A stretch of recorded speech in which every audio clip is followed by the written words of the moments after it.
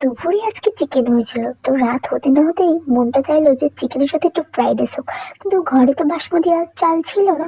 তো ভাবলাম ঘরে রেগুলার চাল মানে যেটা আমরা প্রত্যেকদিন খাই সেটা দিয়ে বানানো যাক।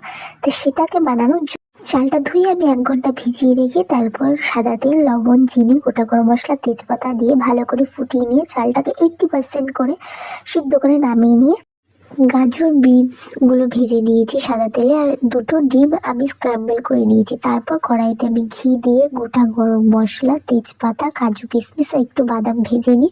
তারপরে ভাতগুলোও দিয়ে দিলাম। ভাতটা একটু ভাজা হয়ে যাওয়ার পরও 2 চামচ চিনি, লবণ দিয়ে একটু ভেজে নিয়ে তারপর দিয়ে দিলাম সে গাজর, বিনস, দুটো কাঁচা লঙ্কা ছিঁড়ে দিয়েছি আর স্ক্র্যাম্বল করা ডিমটাও দিয়ে দিয়েছি। তারপর নামানোর আগে একটু ঘি দিয়ে ব্যাস শেষ রান্না।